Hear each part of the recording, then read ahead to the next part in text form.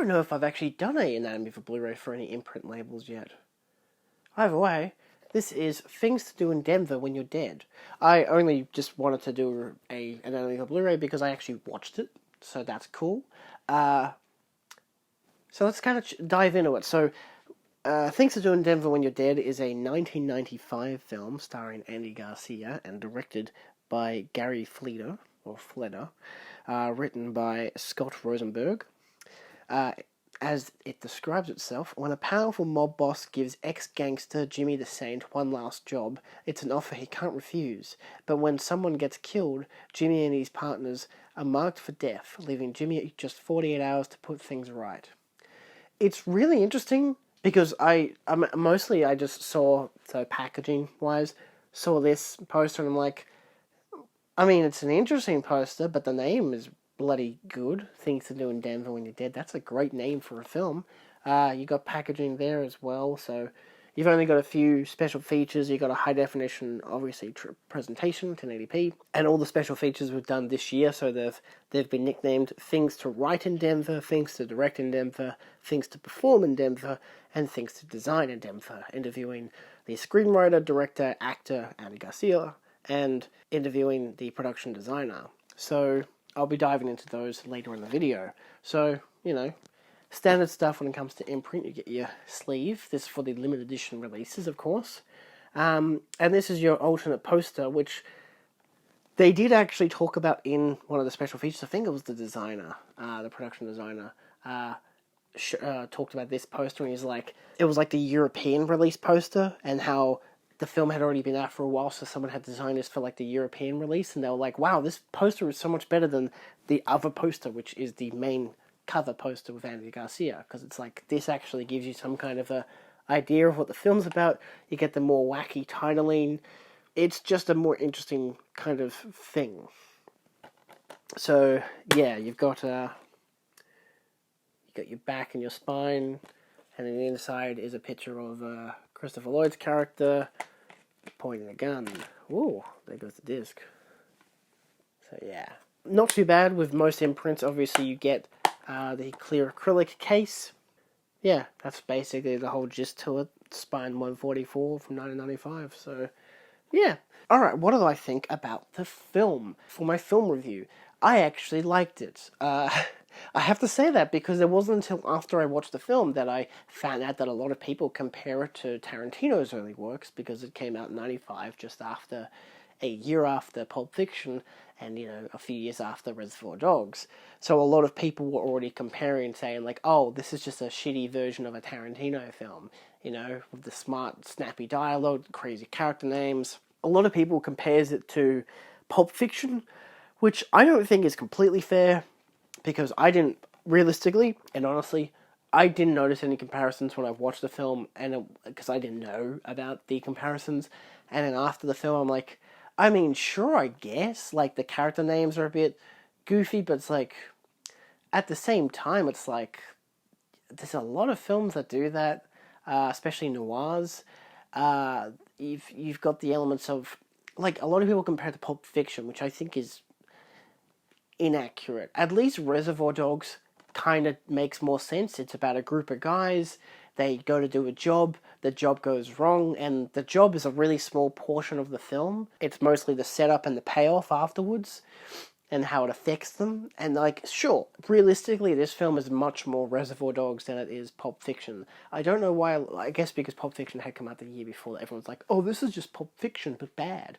I'm like, well, Pulp Fiction is like 3 hours long, is like non-linear, has far too many characters to count. It's like, it's a different type of film. That doesn't technically have a main character that you follow. This one does.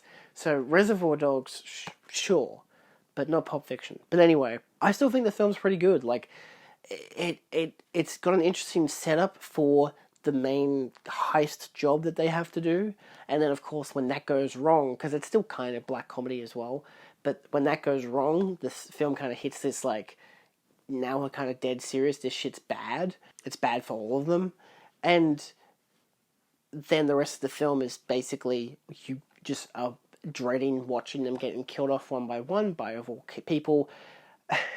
Steve Buscemi playing a character called Mr. Shhh. He's great. I think most of the cast in this is great. You got a romance between Garcia and shit, what's her name? Is it Treat Williams? No, I'm pretty sure. Oh no, it's Gabrielle Amoir. Treat Williams is another person. Gabrielle Amoir and Andy Garcia have great chemistry. I don't think that.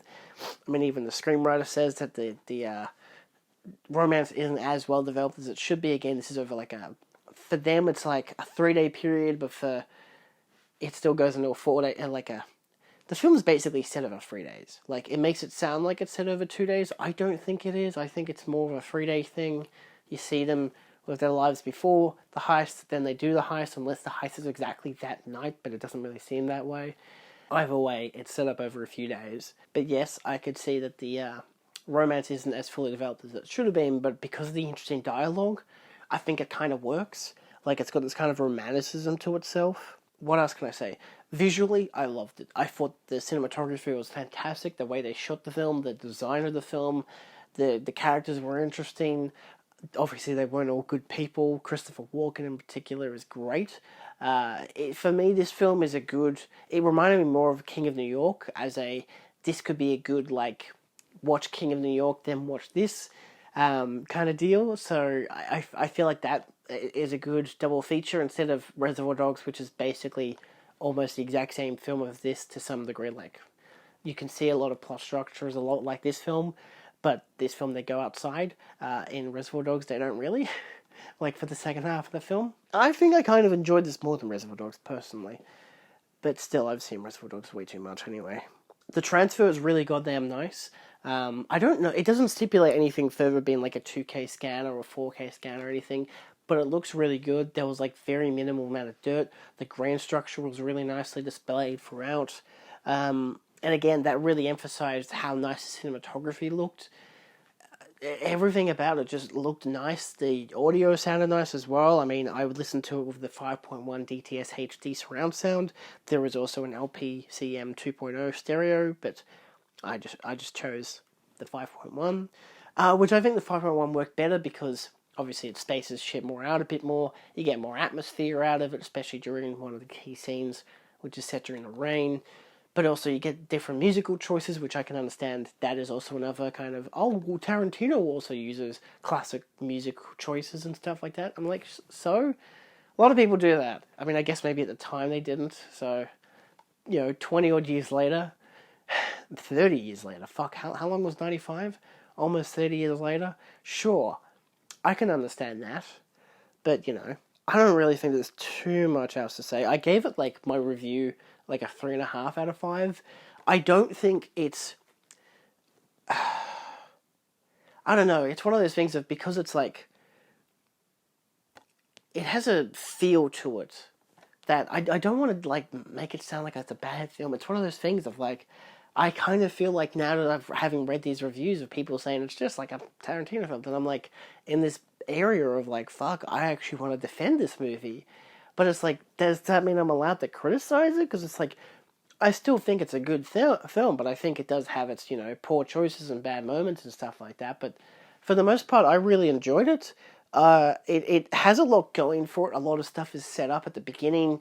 Most of it doesn't really have much payoff, but some of it does through, thematic reasons and stuff. Like, the main character, Andy Garcia's character, has this whole job where he basically films people before they die. They do a whole interview thing with this person, and then the family member, because obviously people have cancer or some shit, and the family member can watch these videos and to get an idea of what if they say it's their father has to give them advice about certain things. Oh, I want advice on girls. Give me advice on girls.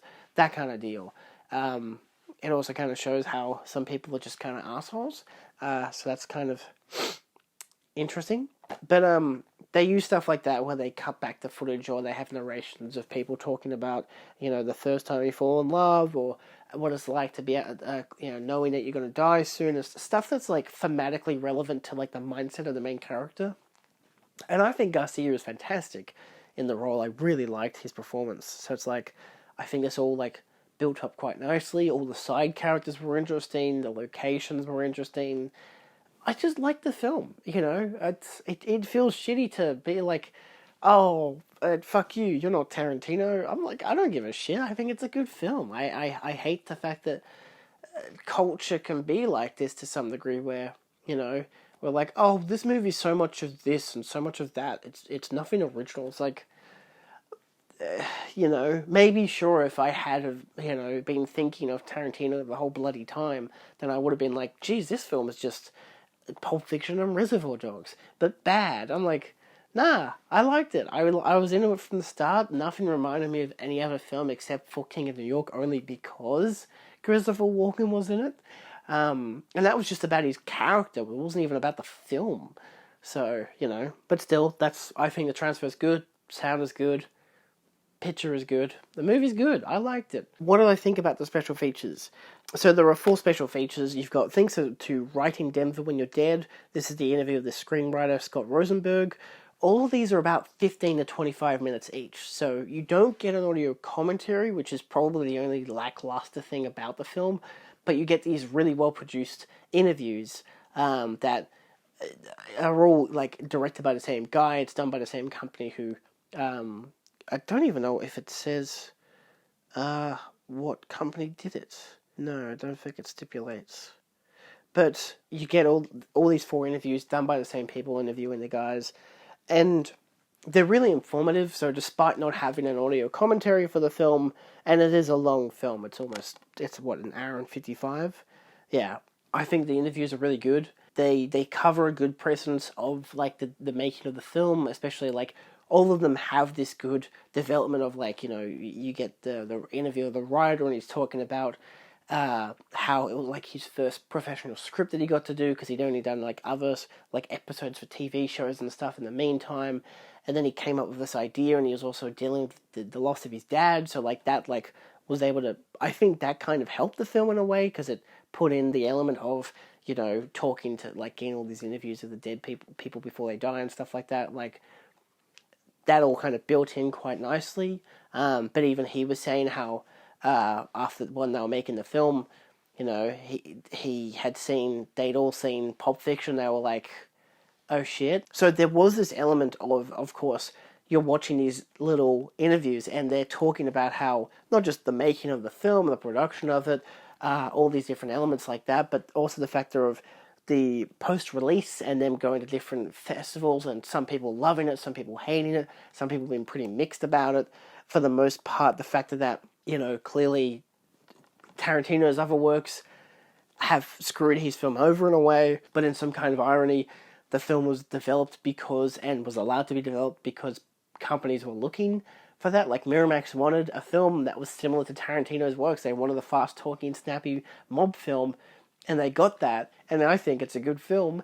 And then most audiences were just like, oh, this is just a Tarantino ripoff, what the hell, you know? But then, of course, the writer and the director had even mentioned how, you know, they worked with the Weinsteins, and how, I think it was Bob Weinstein had seen the, I think he even saw the writer or director after one of the screenings, and he's like, you know, 2 thumbs down, and then he walked away, basically stipulating it's like, despite Roger Ebert having, this is in the director's one, despite Roger Ebert having given the film an initial like good review, when the Siskel and Ebert show came out, he gave it a thumbs down, and they both gave it a thumbs down. He's like, I liked it on my first watch, but I hated it on my second watch, and it's like, oh shit, you know. And the director's talking about how it's like, back in the day, that was like, if you got 2 thumbs down from Ebert and Siskel, you were screwed. Like, there was no way your film was going to get around. You know, he was saying how it's the equivalent of getting like 17% Rotten Tomatoes, which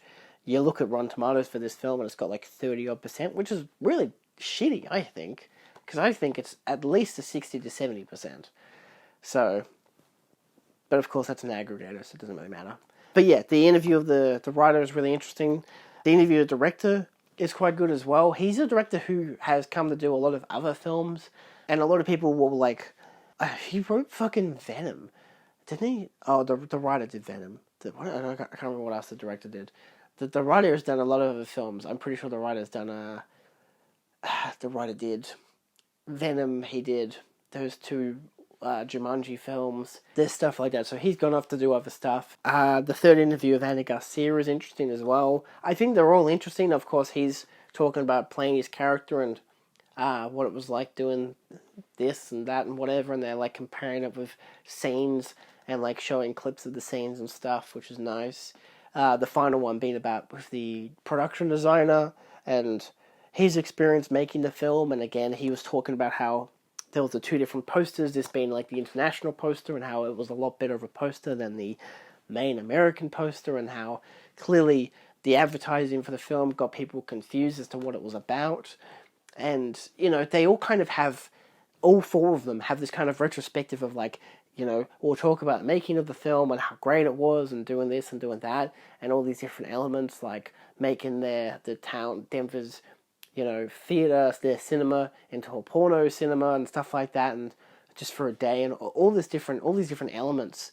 But then, of course, they still in the end relate back to how the film was so much like a Tarantino film that people didn't like it by the end of it, so it's become like a cult classic. And I can understand that for a film that, you know, bombed financially, review-wise, but has some kind of an audience now. And hell, me discovering it, I'm like, I really liked it. So I definitely say it's worth checking out. I think the special features are quite good as well. There's even a, with the Andy Garcia one, I do not suggest skipping the end of it, because after the credits, there's a part where he's talking about where he stayed with his family during the production of the film, and how, I think it was like, someone he knew was staying in the basement, and apparently the basement was like full of ghosts, like actual ghosts of like Native Americans, and he's like, yeah, this place was like built on an Indian burial ground, and Garcia's like, wait, do you want to sleep upstairs then? He's like, no, they're cool, they're really chill. But then the guy's wife came over a few days later and sleeps down there, and suddenly at 3 a.m. she's screaming her head off and saying, get me the fuck out of here. So it's like, it's a really interesting stuff. So as an overall product, I do think that Imprint has pulled another cat out of the bag. I think it's a great transfer. I think it's a great film overall. I definitely think it's worth watching. I'm pretty sure, because it's Imprint, that it's all regions, so I'm pretty sure all of their releases are region free, so there's never a concern with that. But yeah, in the end, I'd suggest watching it. Obviously, sure, if you're a big Tarantino person, you might still enjoy it. Like, it's got his style of dialogue in a way. You'll definitely recognize it with a lot of the slurs that are used. But at the same time, I still think in the end it's a good film.